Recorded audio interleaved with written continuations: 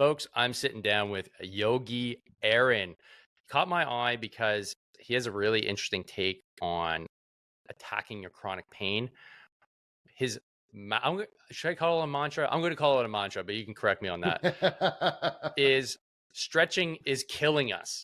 I love it because this has been something that I've been harping on for a while is that stretching, although there's a time and place, it's your mobility and your ability to move better, which is going to help reduce your chronic pain. I want to hear more from Aaron, and I'm sure you do as well. So, Aaron, welcome to the show. And let's get right into it, man. Like, why is it that you think stretching is killing us? And what brought you to that conclusion? So, first of all, thanks for having me on the show. And it's great I always loved having this conversation, especially with other fitness buffs. So, I, like you, have been surrounded by fitness all my life. I went to an all boys boarding school where we did these 50-mile snowshoe races, 3-week canoe trips, week-long dog sledding trip in the mountains, Wow. cross country running, trail running. And I started to notice, like most people, like your body just starts to tighten up. And I remember around 18, 19, I was facing that decision. Do I stay tight? What will this tightness do to me? So I thought, well, I need to stretch. And like most people, you think, okay, I have to stretch to stay healthy and stay young. And if you look at, old people who seem to be young, they have a lot more mobility. Mm-hmm. So I got into yoga, and almost immediately, I remember my back gave out on me one day. No. And I was like, At 18 years old? at 18. Wow. Okay. And I was kind of like, well, I guess I should stretch more. More is always better, Aaron. More is always better. I'm a real A-type personality with, lived in New York for 10 years. So more is always better. Mm-hmm. So I actually dove deeper into the practice of yoga. I got into a style which is called Ashtanga.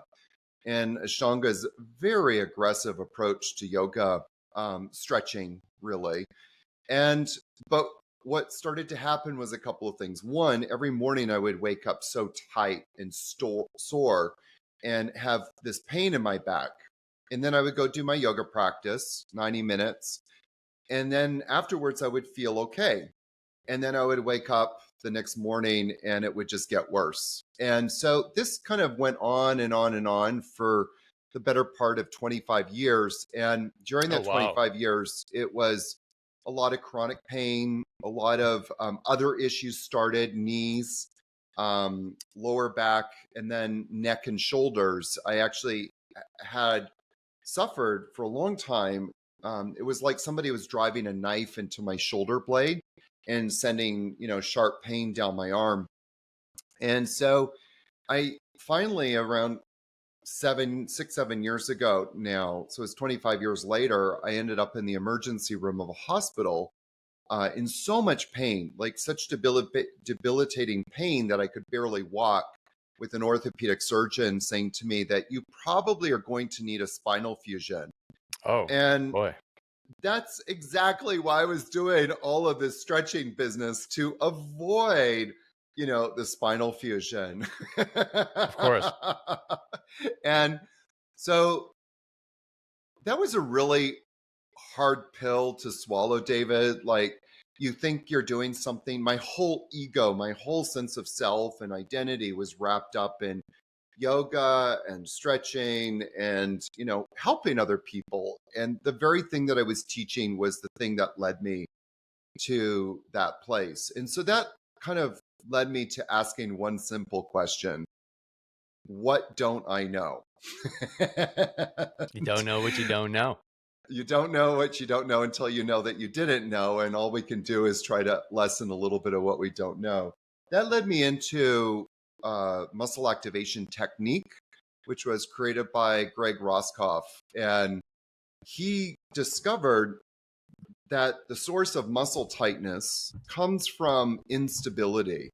And so what that means is, like, when the body doesn't feel stable, when the joints of the body don't feel stable, the central nervous system basically sends a message out saying, tighten up, tighten up, tighten up. And this happens at the level of unconsciousness. Like you're not consciously thinking, oh my God, tighten up. But it's like akin if you were to step on ice, and your body senses instability because now you're on a slippery surface, and you immediately tighten up, and then you consciously think, okay, I'm going to walk very carefully. And so that's what happens in terms of, oh, there it is. In I got it terms right. of, That's him. yeah, that's absolutely, that's Awesome. Greg. There are a bunch of meatheads over there at Muscle Activation Technique. I love them. It's such a great community of people, Those and are our people. they're all like bodybuilders, and they're very invested in helping people become pain free. It's a remarkable community. Very cool. As I got into Muscle Activation Technique, and I decided to start studying it because I wanted to learn about what I don't know. I also wanted to understand my body better. As I got into it, I very quickly realized, like immediately, right out of the gate, I don't know shit. And here I was, a yoga teacher teaching for 25 years. I thought I had some knowledge of the body, and I realized like the knowledge I had about the body was basically crap. It's like ego, I don't need this anymore, and just like chuck it, right? It's like it's gone. It's like well, you know, one of the things I quickly realized after when I started my MAT training was how much yoga teachers make up shit. And and by the way, I'm putting myself right, you know, at the front of the line. I didn't realize how much I was saying stuff that just doesn't make sense. I'll give you one example. I could pull out a few, but this is probably the best one. Is when you hear yoga teachers say something like, okay, class, we're going to open the hips today. It's really important to have open hips. And that doesn't make biomechanical sense. Like, if you're going to think about it biomechanically, open hips means a dislocated hip. And the fact of the matter is, a lot of people who have a deep, quote unquote, hip stretching practice to open their hips actually end up needing hip replacement, which I think is kind of interesting. oh boy. So it just doesn't biomechanically make sense. And we just say a lot of things that just don't make sense. If you ask most yoga teachers, and I would actually say even fitness professionals, what are 3 muscles that attach to the hips, and what is their muscle function, and how do we improve it? You would be hard pressed for most of people to even just give you 1 muscle, let alone 3, let alone their function and how to improve muscle function. And so that's the lane that I drive in. I am, you know, when I got into Muscle Activation Technique, one of the first things I realized, I don't know anything. If I don't know anything, other yoga teachers don't know anything. And if they don't know anything, how can we start educating people more into anatomy, but also make it more experiential and also to improve muscle function? And so was the crossover, and that's how I came up with Ayama, is to start sharing with not just yoga teachers, but any fitness professional. This is applicable to anybody who is wanting to learn and understand the biomechanics of muscle function. Like, how do we improve muscle function? And by improving muscle function, whether you're a yoga person or a fitness person, you can start to actually have better workouts or better yoga practice. Whatever you're doing, you're going to do it better. So interesting. Okay. So we're on your website right now. Looks very good, Aaron. Very well done. Very well done. So let's get into this.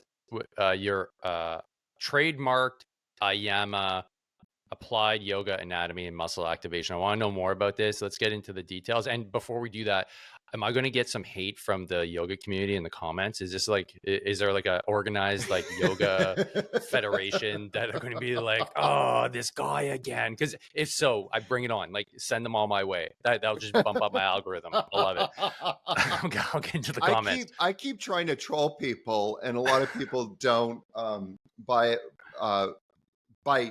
very often. What I have noticed is once in a while you get people that will make offhanded, ridiculous comments like, who is this clown was one email I got back. And then sometimes somebody will give, write something like, you're just crazy, you don't know anything, but they don't actually engage and they don't actually say anything that makes sense. And this is the thing, like, instead of, what I have found is that people in the yoga community, this blows their mind and their circuitry so much that they just don't have any place to go because they don't know anything. It's really hard to argue a point when you don't know anything, that your whole sort of philosophy is, we need to stretch, that's yoga, and tight muscles are bad. Yeah, I mean, that's kind of the only thing that they understand. And by the way, I'm saying that because I was there. Like, I'm not saying that because that's my judgment or, a sort of outside opinion. I was in there. I know how these people think because I thought the same way. Yeah, that makes a lot of sense. And, from our context, if we want to call us quote unquote war fighters, right? There's a certain balance that has to be struck. And really, depending on the sport that you're playing, flexibility is a component to athleticism. However, just the power curve of a longer muscle. So I'm a big guy. I'm 6'4". Yeah. Okay, so my ability to express power through my legs is greatly reduced because I have such a long lever to move through. So if I make that even longer, let's say like I used to play basketball, then I wouldn't have necessarily the ability to explode and jump as high as I would like. There is a certain tolerance that you have to ensure stays relatively quote unquote tight to be able to express that explosivity. And so for a lot of us veterans too, we lack flexibility. We also lack mobility, but the job we had was very athletic and explosive, but we also didn't recognize that when we were in it because we joined when we were 19, 18, and we just do what we're section commanders or squad commanders tell us to do, which is basically touch your toes, walk around a little bit, rotate your head from side to side. But, funny enough, I found yoga before I deployed to Afghanistan. Because I was just looking at how do I ensure that I can control as much as my reality as possible when I'm over there. So fitness was really important, and I recognized that I wasn't flexible. So I looked at it from that point of view. I'm like, I'm not really flexible, and I don't want to like roll an ankle. I don't want to twist a knee. I want to prevent it as much as possible. So I started doing hot yoga, and I thought it was great because the women there were incredible. So that was a big bonus for me. And then I actually got more flexible. But then when it came home, I stopped doing it because then I found mobility training. So let's get into your Ayama. That was my initial question because I want to know more about how you see your technique improving the lives of folks with a novel approach. Yeah, sure. But can I just add one thing before we continue? Because I think it's important. Like you said that mobility is important. I completely agree with you. And backed by mobility from an MAT perspective, from a muscle activation perspective, or an Ayama perspective, mobility equals stability. So when we have, Greg always says, when we have stability, let's define very quickly what stability is. Stability is when the muscles are working properly. So muscles need to shorten in order to work. And that's a really important thing for people to remember. Muscles contract to do two things, also other things I know, but basically two things: to move bones and to stabilize joints. They stabilize joints by pulling, let's talk about the hips for a second, to pull the femur bone into the hip socket. And so they're pulling it in and keeping it there as you're going through different ranges of motion. Same thing with the shoulder. You have all these muscles that are hugging the humerus bone into the shoulder joint to stabilize that joint through different ranges of motion. If those muscles aren't working, the shoulder or the humerus bone, the arm, is just kind of hanging out there. And that's not a good thing. And that's what leads a lot of, especially bodybuilders or fitness enthusiasts, to rotator cuff injuries, or a lot of yoga people to hip replacement surgeries.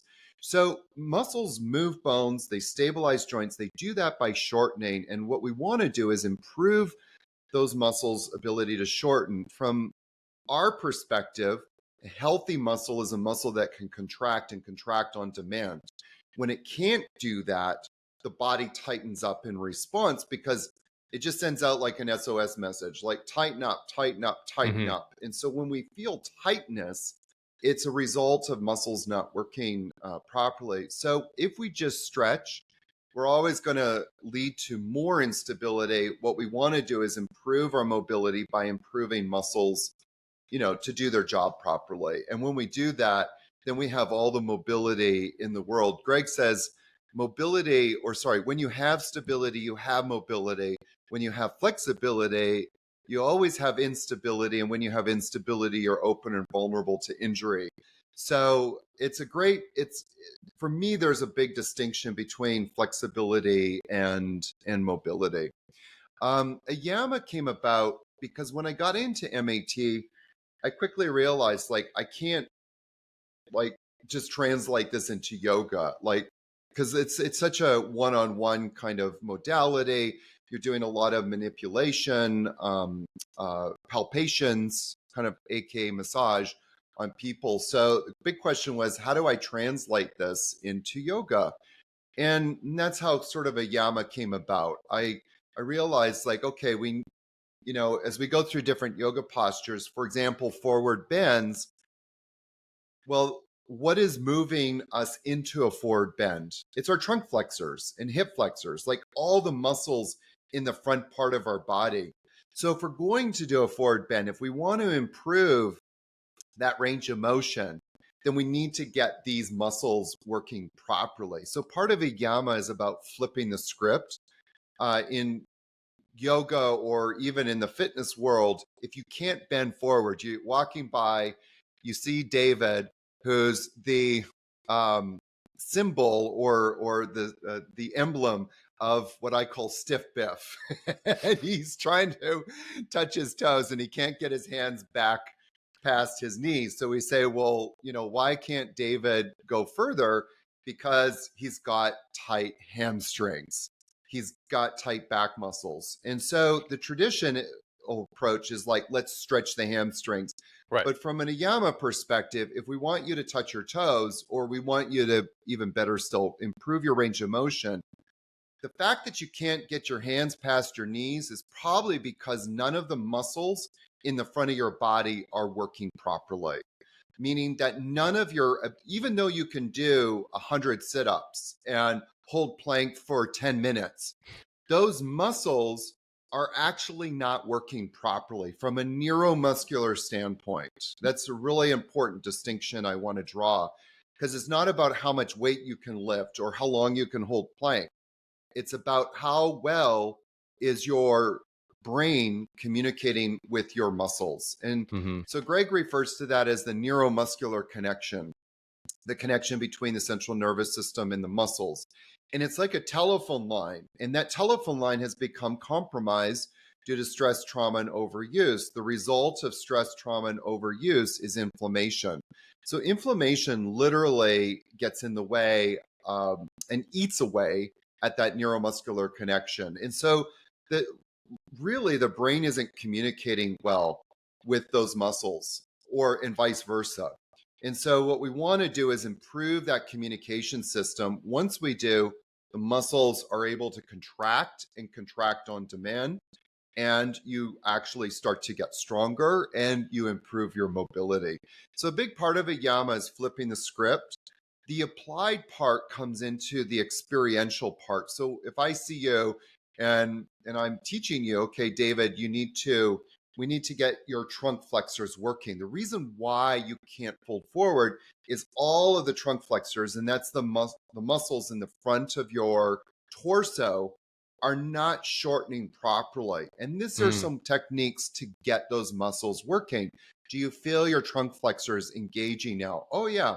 So it's not just this abstract idea, which is what happens a lot in anatomy. We learn a muscle and then we learn that we should stretch it. And we don't really have more direct knowledge than that. So my goal is to actually get people in touch with the muscles that are working, to know where they are and know how to start activating them so they can actually start helping themselves rather than having to see somebody all the time. And then the muscle activation is kind of, you know, self-explanatory. We're looking to engage muscles and start to improve that neuromuscular connection. Okay. So if I understand correctly, the first step is making that mind body connection to the actual parts of your body that need to start firing, which is something that, especially with kids, I have young kids, establishing those movement patterns early on is, being a coach for many years, like you want to establish that so that they can have the movement patterns that are quote unquote normal. So like jumping, squatting, running, picking stuff off the ground, rotating, like all these things that we take for granted. I used to see, actually, when I used to teach track or coach track, a lot of kids, and maybe you can talk to this a little bit more in depth, but I was noticing that a lot of kids, they didn't know the motor patterns for running, which I was kind Mm. of blown away with, because my first day of coaching was, okay, guys, I want you to just run laps. They're like, how Hmm. fast? Just run.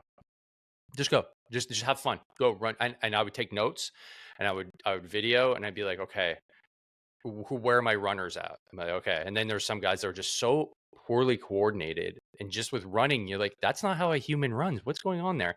So like, run again, please. That's weird. Like arms at the side, like weird gaits. And uh, doing a little bit more digging, I realized they were never really allowed to just play. And Yeah. that basically kept them underdeveloped.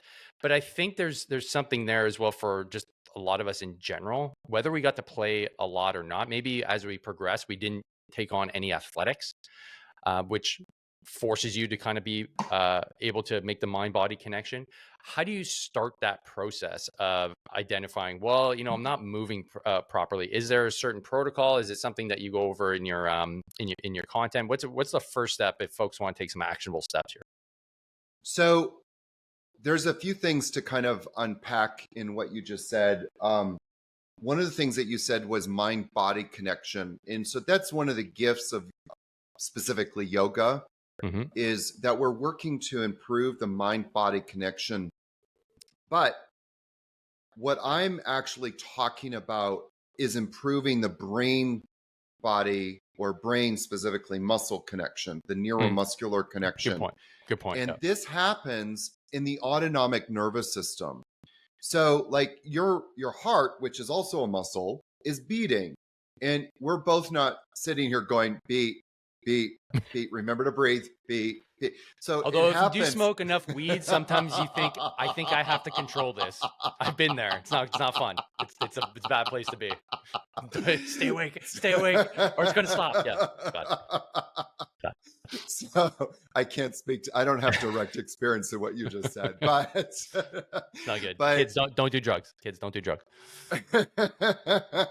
so, but what is interesting, David, is that as people start, what I have constantly seen is that people improve that unconscious connection, the mind body connection improves. Like I talk to most yoga people about their pubic symphysis. They don't even know where it is, and they don't even know what muscles attach there, which is horrifying to me, because that's where all your core muscles are inserting to, and they need to lift up in order to engage. Is that is that So is that related to like the Kegel muscle like no, activation or anything like that? your What is core that exactly? muscles, like, well, a little bit, but your core muscles, like your transverse abdominis, your obliques, Gotcha. and your rectus abdominis, and your psoas minor, And you're so like okay. Yeah. you've got these, your psoas minor, not major. You've Okay. got these major muscles that are lifting up, and we need to engage those properly.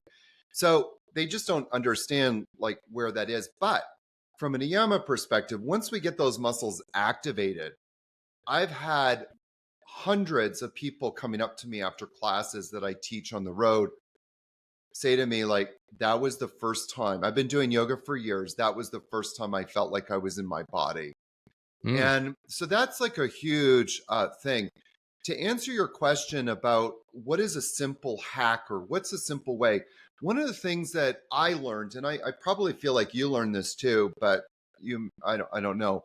But when I started getting into fitness, one of the things that was taught to me is when you start working out, do the first set or two, and also do some pre-workout drills really slowly.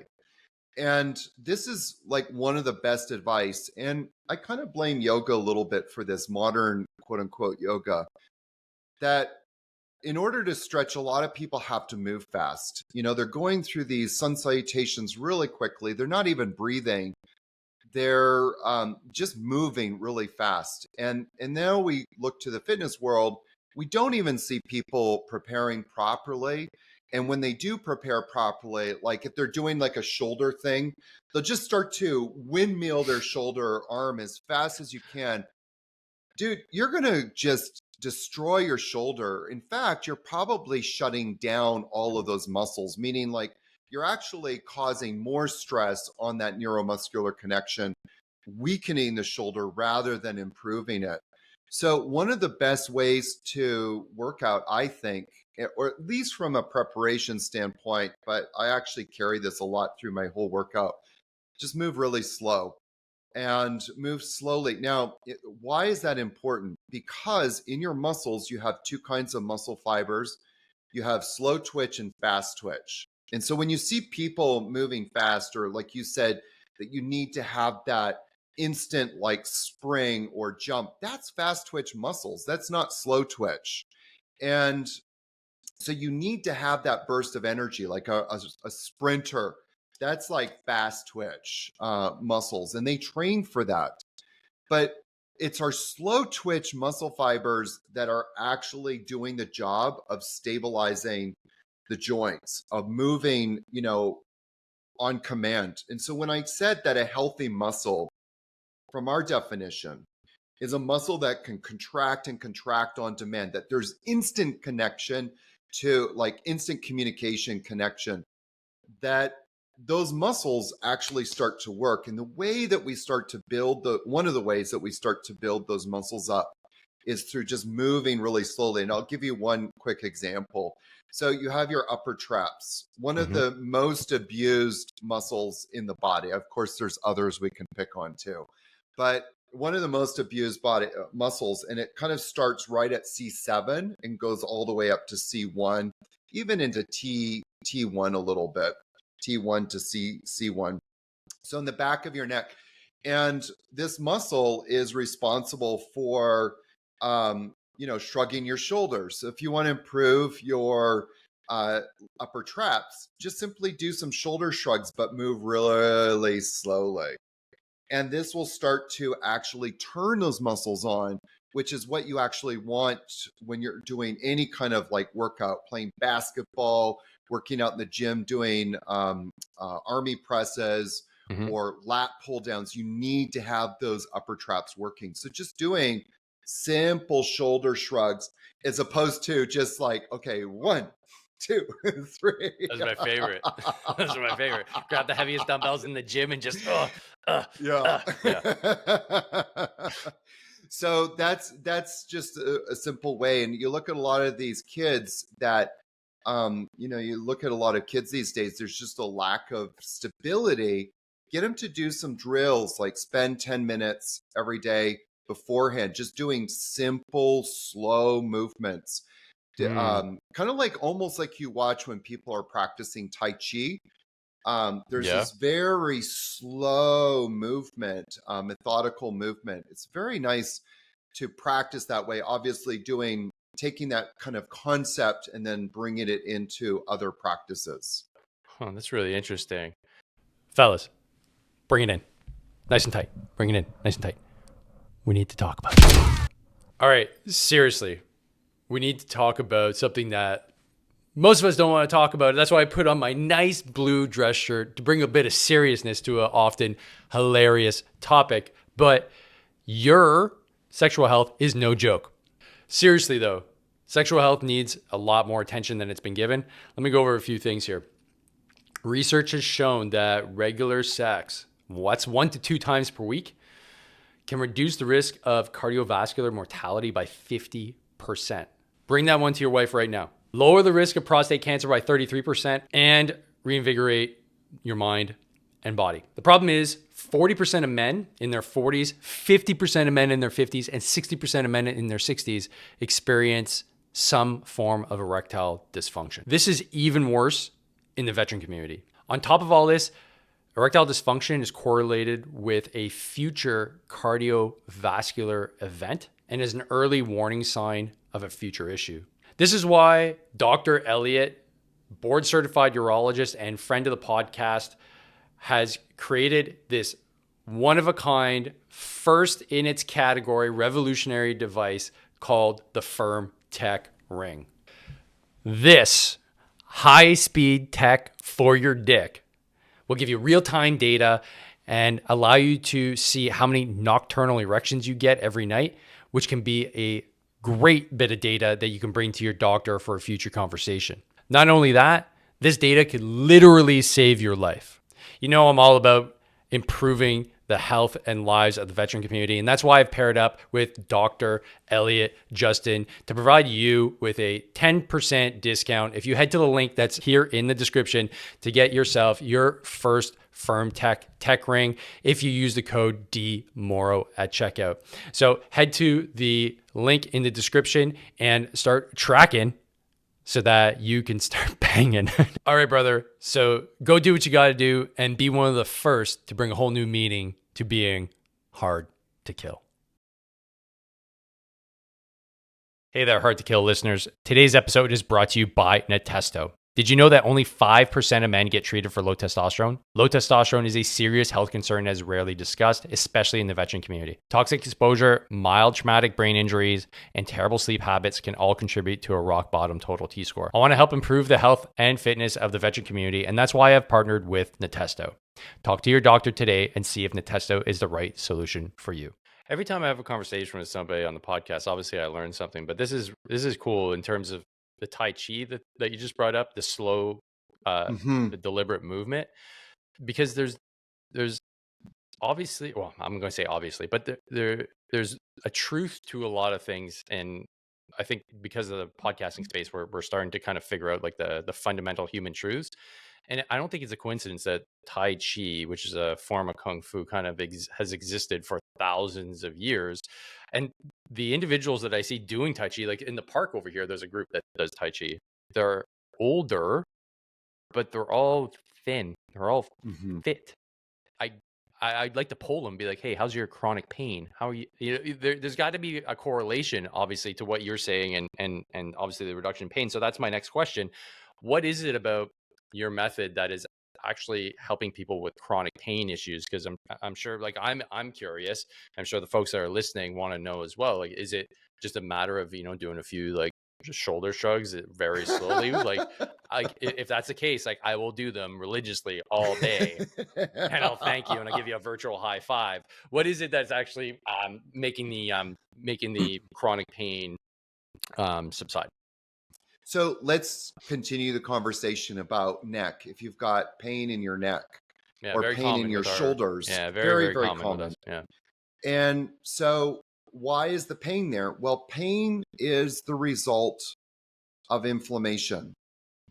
If you have inflammation, you're going to be in pain. And of course, chronic inflammation then leads to more drastic measures, steroid injections, taking anti-inflammatories, maybe even heavy duty medication, and then again, surgical intervention. So, different pain can result, but pain is always the result of inflammation, and inflammation is the result of stress. So if we decrease the stress, we can get rid of inflammation like that. And I've seen it happen time and time again. People have like issues with their neck or shoulders, and just getting them to start activating the muscles. So the stress is there because there's a lack of stability at that joint, meaning that the muscles around that joint, around that axis, are not doing their job. There's 3 muscles that I always tell people, you want to get rid of pain in your neck and shoulders, make sure that you start doing these 3 or start addressing these three major muscles. So that we look at the pecs. The pecs are a huge muscle that support the whole clavicle and the shoulder joint. They attach to the arm. Okay. Then we have the serratus anterior, which attaches right underneath the shoulder blade and comes around and attaches to the ribs. Really important for shoulder blade stability. And then, of course, the traps, lower, middle, and upper traps. These are three muscles. If I tested 1,000 people's traps, pecs, and serratus, I would be hard pressed to find 5 out of 1,000 people that have those muscles strong. It's just, most people are just walking around with muscles that are not at their disposal, muscles that are not working for them. So by doing simple things, we can start to improve that brain to muscle connection. And so those muscles regain their ability to contract and contract on demand. They start to stabilize the joint. Body is stable. There's less stress or no stress, hopefully. And as soon as there's no stress, the inflammation goes away. And that's kind of the roadmap to no pain. David, this can happen, by the way, excuse me, this can happen very quickly. I've seen it. I've had people come in with 9 out of 10 pain with sciatica related, where they have like enormous pain in their back going down their leg. After an hour and a half with me, the pain has dropped to either a 1 or a 0.5 out of 10. And it can happen that quickly.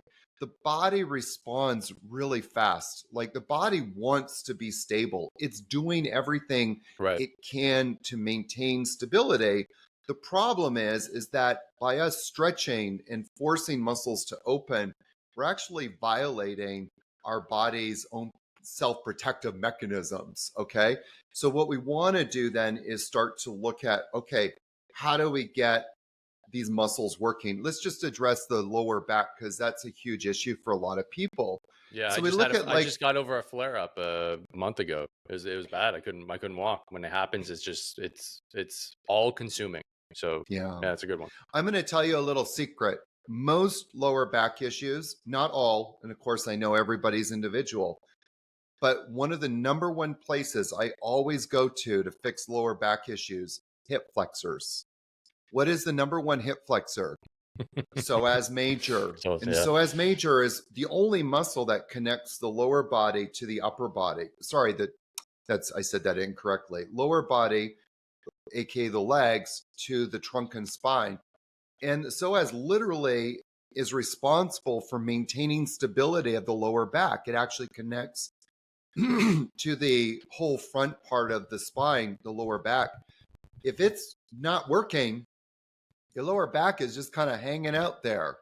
And so you start to go through ranges of motion without this muscle supporting you. And if that muscle's not working, its opposite muscle is also probably not working. Its opposite muscle is the glutes. And so the glutes they work in synergy. When the glutes are engaging, the psoas should be relaxing. When the psoas is engaging, the glutes should be relaxing. So they're synergistic, and agonist and antagonistic muscles. And so they work in tandem with each other. The glutes are also, I always call them like the shock absorbers of the body, like the suspension system. Yeah. So if you're going, whatever you're doing, walking from your house to your car, going grocery shopping, going for a run, hike, playing basketball, whatever you're doing, if those glutes are not working properly, all of that stress now goes into your back. If your back is stressed out, all the muscles supporting your back start to also shut down. So getting the glutes and the psoas working, I mean, that right there, I've just helped 70% of your listeners. If they listen to that advice. That's bang on. That was exactly my problem. I got injured and I had like typical like flat white guy butt. I had like thick legs. I'm a big guy, like bigger upper body. I was always doing bench press, but my glutes, like they were just underdeveloped. And what I realized is just they weren't underdeveloped, but they weren't firing. So I worked with a coach and he's like, yeah, your glutes aren't firing. Are your glutes sore when you do squats? I'm like, my glutes. I'm like, no, it's my legs. He's like, Yeah. well, you're not activating it. So, and what part of the reason was, I started putting a foam roller on my piriformis, and I almost went through the ceiling with pain because it Yeah. was so tight. Same thing, my psoas, my osteo started digging into my psoas, and I was like, oh, like tears, like Yeah. they were just rock solid, and that took months for me to kind of clear out, and Yeah. then actually have the ability to express motion in a like normal human sense without any pain. So am I getting this right? Uh, based on what you're saying, we need to get strong. Yeah, but I'm very cautious to use that word strong. The better word is stable. And if we're Okay. stable, we'll get stronger. One of the things that we say in our lane in muscle activation is if you start from a weakened place and you apply force, aka running, weights, even lifting grocery bags, Mm, whatever you're doing, if you start from a strong place and you apply force, you're going to get weaker. And even if your core muscles aren't working properly and you go and do like a 1 minute plank, that's actually the worst thing that you can do. Do some muscle activation first to get those muscles firing properly. And once you start from a strong place, this cool thing is you actually get stronger. Two things I wanted to respond to really quickly. One, flat butt syndrome. So I have a pet theory about that. yeah. If your glutes aren't working and you're doing stuff in your life, even walking, then your glutes are just going to get weaker. And so I think a lot of people, and this is my opinion, especially with runners, you look at runners, they have flat butts Oh because yeah. their glutes just aren't working. If a muscle isn't working, what is it going to do? It's going to start to atrophy over Hmm. time. It's just going to lose that tone, if you will. And so if we get the muscles working, it actually will start to build muscle tissue because it's connected. It's like, oh yeah, we have this muscle, let's use it. The second thing I wanted to say was, I wish I had met you before you went to go and see this guy and started doing this foam rolling. I asked my teacher many years ago, what do you think about foam rolling? And he said, people who foam roll always foam roll.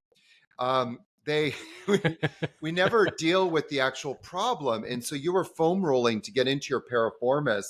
Piriformis is actually a rotator, a hip rotator. It's responsible for external rotation and then sometimes internal, depending on the degree of the hip. But but I have a pet theory that one of the reasons why people have tight piriformis is because the piriformis tries to start mimicking glutes. So you look at the piriformis, it's this really tiny muscle. It's very small. It's not a big muscle. And it's also thin. Now look at the glutes, this huge muscle mass. Hmm. And so if the glutes aren't working, body's going to recruit something else to take over, aka for stability or movement. So I think that the piriformis starts to play a role in hip extension. And that's one of the reasons why it tightens up, because it's just not supposed to do that. So this is a long way of saying to you, you want to get rid of a tight piriformis, please stop foam rolling because you're actually creating more stress. Instead, perhaps consider get your glutes working. As soon as you get your glutes working, you're going to notice a huge shift in your Mm. piriformis tightness. Because as soon as the body starts to go, oh, there's the glutes, I don't need to tighten up or rely on this other guy. And it will immediately start to relax a lot. Yeah, that's a good point because like objectively, I couldn't tell what had the greater effect if it because I was doing them concurrently. I was working on activating my glutes. We were literally just doing like he was poking my butt when I was like in a squat position. He's like, turn this on. I'm like it's so weird when you don't know how to turn a muscle on when you're doing a movement. Yes. Because you're like, Yeah. I am. He's like, no, it's not flexed. It's like, I'm touching it. Flex it. And I go, okay, yeah. Okay, stand back up. And it was just, it took a long time to just make Yeah. that like brain muscle connection that I just didn't have, but just assumed that I had. And Yes. at the same time, I was doing the foam rolling and stuff. So very hard to tell which one was actually having the greater effect. But from what you're saying, it was actually getting coached and, getting my butt poked to actually say like, get this turned on and make the Yes. connection. It was just, it's the way that, my coach figured out how to make the connection. So is that something that, if you're working one-on-one with somebody, is that kind of what you're doing? Like, hey, like dummy, like turn this on, like do that, or like, hey dummy, like here, you got to actually get this to turn on. Is that something that you would need an actual human with you in the room to actually make that connection? Like, does it have to be that tactile approach, or can you just be mindful and be like, okay, I'm going to turn this on and I'm going to do the exercise? Yeah, I don't work a lot privately one-on-one with people. I work more like when I do work physically with people, it's usually in a class setting. And so let me give you one. There's a couple of ways to turn the glutes on. Probably my favorite way, and I have like a whole program for glutes, but this is my favorite way. This is where I would start. Is if you're lying on your stomach and you bend one knee, so let's say your right leg, you bend the knee of the right leg to 90 degrees, keep the pelvic bones on the ground, but then engage that right glute as much as you can. Squeeze that right glute, and then see if you can lift the knee up just a little bit. And now Mm, you're starting to use those muscles to start getting that knee up. Now, the first time you do it, you're probably going to feel like that knee weighs or that leg weighs 100 pounds and maybe even 200. Like it's really hard for a lot of people to lift it. Why? Because there's no neuromuscular activity. Their bodies are so compromised. In your interesting. case, I would assume that you were very compromised, mostly because you were experiencing a lot of stress in that area. What is the result of stress? Inflammation. Inflammation is always going to impair the neuromuscular connection, that communication pathway. But the cool thing is, David, you come up, you hold it for 6 seconds. That's kind of the rule in muscle activation. We do an isometric engagement for 6 seconds and then repeat that 6 times. So do it, you lift the leg up again. And usually by the third, fourth, fifth time, you're like, oh my God, there's the knee. And then you're able to start lifting it higher. Not that that ever is the goal, but that you're starting to build that connection. It's not that your mind has found the muscles, your body, your central nervous system goes, oh, that's where the glutes are. Those are the muscles I should be engaging. And so that's what starts to build that connection up, if you will. Okay, that makes sense. Well, clearly I'm going Yeah. to have to make a third edition of my book now and add that in. Thanks for giving me more work, Aaron. I appreciate it. But it's all for the community. It's all good. It's all good. I don't know what I don't know, and this has been a really eye-opening conversation. So, you're a disruptor in the yoga industry. Yeah. I don't know if you've been called that before, but I'm going to call you that. You're a disruptor. Where do you see then yoga going? Because I mean, like I've benefited from yoga. I'm considering going back, just because I've always enjoyed it, and not necessarily just for the quote unquote flexibility side of things. It's also very calming for me. It's an Yeah. activity I like to do. One thing that I have noticed though, and I'm trying to work on, is that things don't always have to be exceptionally hard for me to enjoy them. Like I want to do hot yoga, I want to sweat, I want to be finished at the end, but then am I doing that just because I feel more accomplished at the end because it was hard? Because I want to be able to just enjoy it and do it as a practice, more for healing myself and just being calm. But there are others, that actually want to get, quote unquote, more flexible and see like a benefit physically from what they're doing. So where do you see your method fitting in with the, traditional approach, and how do you see yoga kind of progressing, especially here in the West, that we see it more as like a fitness routine, in my opinion? How do you see that progressing in the future?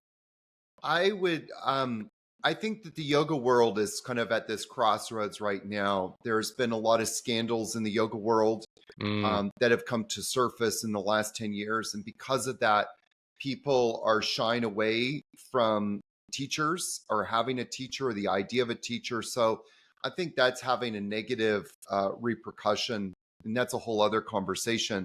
But in terms of fitness, I do see a change in people who have been seeking yoga like me to as a way to get out of pain, as a way to stay young, as a way to stay mobile, and are actually in more pain. I get hundreds and hundreds of emails all the time from people who are like, oh my God, I just found your work and it totally makes sense. And I started doing your 7-day pain-free series and I'm already feeling like a huge benefit. And for the first time in my yoga life, I have hope. I have a gentleman in Norway that works with me and is bringing Ayama to Norway. And he, for years, he wrote me this long narrative about his yoga journey and how much shame he felt because he could never touch his toes, no matter how much stretching he did. Oh no. And then doing Ayama, it's like not only can I touch my toes, but I actually feel solid in my body. I feel like I have stability. I feel like my muscles are working. So I think a lot of people are starting to second guess sort of the fitness narratives and are starting to bring back a sense of stability in yoga. As you're going back to yoga, and I have a lot of things to say about that, but what we're ultimately looking to do is get people stable. From a yoga teaching standpoint, we want to get people stable. From a practitioner standpoint, we want to get ourselves stable. And stability has a couple of connotations, but obviously stability of mind. When we have a stable mind, we're able to see life clearly. When we don't have stability, we have confusion. And my teacher always says a confused mind is not fit for the practice of yoga. And so there's a lot to unpack there, but a stable body, in my opinion, means a body that's functional. And so in life, you and I are teachers in our own, ways. And so we know, like, we want people to live their best life. And this is why I say stretching is killing you, because stretching is always going to lead to more instability, and instability will lead to injury and more physical pain and suffering. We can't do anything in life. The times that my neck would go out and I'd have that searing neck pain, I would be like bedbound for weeks sometimes. And all I could think about was like, okay, I need to get home and lie down because, the pain was so intense. My nervous system was on edge. And I know that when I'm feeling good and pain free, I have more energy. I'm more focused on my life purpose. And so we need to get people stable physically, pain free, have a functional body so they could play with their kids. They can go play basketball. They can go hiking, walk their dogs without the fear of their back going out, without the fear of something happening. And that's my goal. That to me is the definition of stability, to that place where I am no longer afraid of, okay, my body is I can't do that because I know that my knees are going to hurt so much I won't be able to walk for a week or 2 weeks. That is not living. Living your best life means that you're also physiologically functional and able to do all the things that you love to do, and you should. You said something that hits home. For me, I love playing hockey, and I have a beer league, and I don't go because the day after my knees are in such bad shape, and I Yeah. really want to get back on the ice, and I want to be able to teach my kids how to play too, but it's very painful, and you know how Yeah. pain just limits your ability to do things, and obviously going into a painful situation that I can voluntarily not go to, I'm going to not go. But Yeah. it's ultimately something I want to address and correct for the future for sure. I'm So just I going to give definitely you a understand little that. tip. It's related to your psoas and your glutes. And I had to hang up my hiking shoes when I was around 30. And when I was in my 40s, this was when the whole thing with the hospital happened. And after that, I made a decision. I'm going to get back into hiking. What do I need to do to get there? And hip flexors and hip extensors, get those working. I can now go out and hike. No problem, no pain. My sister, who is also a photographer and outdoor hiker, obviously. She's an outdoor photographer. She Mhm. actually literally yesterday called me and left a message on my WhatsApp saying, because we were talking about her own Ayama journey. And she's like, I can go out. I went out 7 miles. I walked the other day. I had no pain, where before I would be in pain for like 2 weeks and just really stiff. She says, I've got nothing now. So you can get back into hockey. I'm here to tell you, we can't get you there. Oh, that'd be great. Aaron, you're speaking my language here, man. You're speaking to my Canadian heart right now. Um, this is Go great. Canucks. There you go. I'm in Montreal. I'm a Habs fan, so Okay. yeah, through and through. But this has been an awesome conversation, Aaron. Like honestly, getting insights into something that I had a blind spot on is why I have these conversations. I want to know, where can I find out more? Where can folks that are interested find out more? And look at the Ayama method and then start applying some of the things that we just touched on here. Well, go to my website. You were just on my website earlier, Hmm. yogiaaron.com. When you pulled it up earlier, there was a pop-up that came up. And there's other places that it comes up as well. I don't know if it will come up again because you were already there and clicked off of it. But there was a pop-up that came up and it said 7-day pain-free journey. So just get into that. Just sign up. Just do it. There we go. Learn about, yeah, there it is. Become pain-free in 7 days. And it's just a guide to the major muscles of your body that you need to get working, aka glutes and psoas. And and it just is, it gives people a taste. And then once they have that taste, they can then start to apply this knowledge. And then if they want to go further, we're taking people on an extended journey. I'm all about giving out free content. People can go as far as they want to. Get the book, Stop Stretching, a new yogic approach to master your body and live pain free. And it's just a great way for people to start understanding and empowering themselves. Listen, here's the fact. People just don't know. In the fitness world, people have forgotten, and I literally mean that. Like you said, what is your philosophy, Aaron? This isn't a philosophy. I'm just taking scientific facts about how the body works and then going, okay, how do we improve it? And so we know that stretching disables us. We know that when we isometrically contract a muscle and shorten it, engage it for a certain amount of time, it improves that neuromuscular connection. So it's just starting to work with that. But here's the thing, you can empower yourself and have more knowledge about your body than a lot of people touching it and working on it. So that's my big message. Empower yourself and go out to live your best pain-free life. I love it, Aaron. That's a really important message for not only myself, but the community as a whole. A lot of Yeah. us get stuck in the story that the pain is permanent. It's never going away. And there's nothing you can do other than take pharma meds and just wait for your day to die where it officially goes away for good. So being in control and being empowered to actually take action is such an important message, because if you're in pain, I know firsthand, firsthand that your whole world just gets funneled right to that pain, and there's nothing that you want to lose more than that feeling of pain. Yeah. So getting anything done in terms of, whether it's business, whether it's hanging out with your kids, or, just wanting to, enjoy life, gets severely hindered. So I love your message, Aaron. I just signed up Thank you.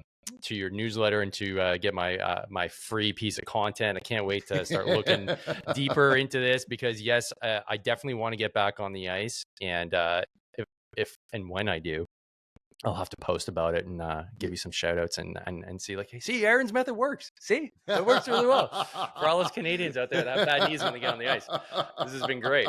This has been awesome. Yeah, So and please, from a fitness perspective, send me feedback. I love to hear feedback. We always are looking for ways to improve our message, to get it out there, because I really believe that we need to flip the script on our, as you just said, our pain journey, that it doesn't have to stop us in life, that we do have solutions and can flip that script. So thank you so much. Right on. Well, Aaron, thanks so much for your time. I really appreciate it. Continued success.